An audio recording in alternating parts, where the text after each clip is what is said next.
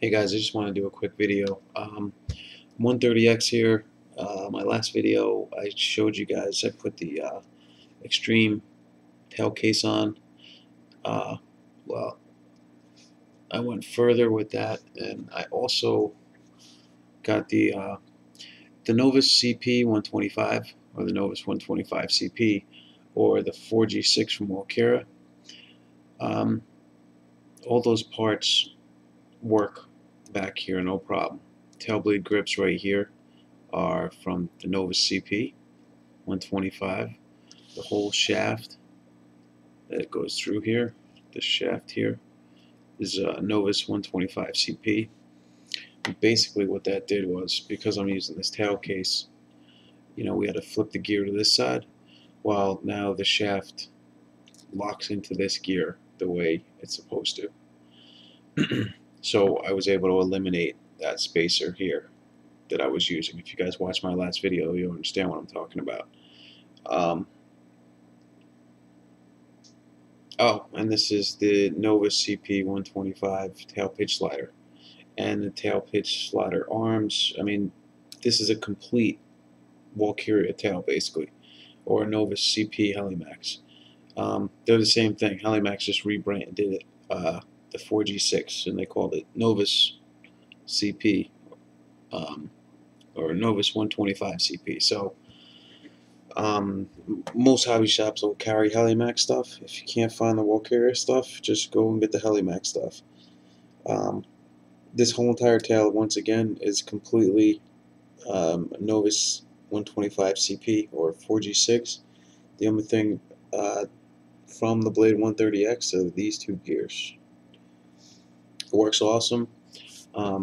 Before I bought the tail grips in this whole setup, I had to flip the tail blades, and now that I have the Novus 125 tail grips and the shaft and the complete tail, I didn't have to flip the tail grips. You notice they're on correctly.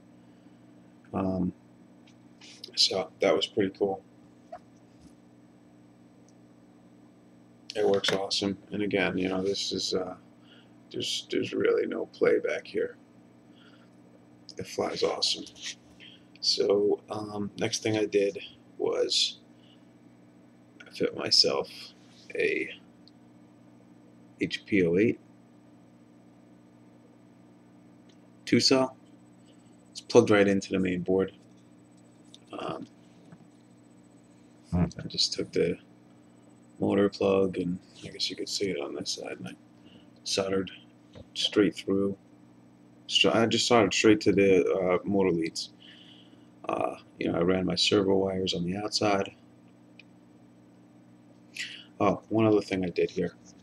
You guys will notice a lot of people are complaining that the shaft on the HP08 is not as long as the stock motor. But what I found that to be true. So what I did was I have my notice the gear is pretty much all the way on the shaft of the HP08. I got it all the way down. So but what I had to do then was I had to raise the main gear closer. Okay, so how I did that was you take the main gear and you sand it a little of the top off of it. I guess 1 millimeter you could take off, and then what you're going to have to do is take the main shaft out, and that flat spot you're just going to have to take 1 millimeter. You're going to have to make that flat spot 1 millimeter longer. Okay, so you take a razor blade, and to figure just about 1 millimeter will be perfect. And you pretty much cut that flat spot 1 millimeter longer. And then you take your main gear and you sand down the top of the main gear by 1 millimeter, and then your whole main gear assembly will slide up further. Now, you're not going to want to go more than 1 or 1.5 millimeters, because then you're going to be getting too close to here, where right now I have perfect clearance. You can see there is clearance there, but I went as far as I'm comfortable with going. And you can see the main gear and the pinion are They got a great mesh. This is the stock pinion, and again, this pinion is all the way up to the top of the HP08, so the shaft is really, all the way in. Yeah, that's basically it, boys. I haven't flown this yet, so I just did all this work tonight. I'm pretty psyched to get this out. One other thing I did was, you'll see, I just took some carbon, flat carbon, and I just made like a little bit of a raised battery tray. So you see, you don't see the head of the motor sticks out the slightest bit. You'll see now that slight little raise. You can lay a battery completely flat wherever you want, and you're not going to hit the motor.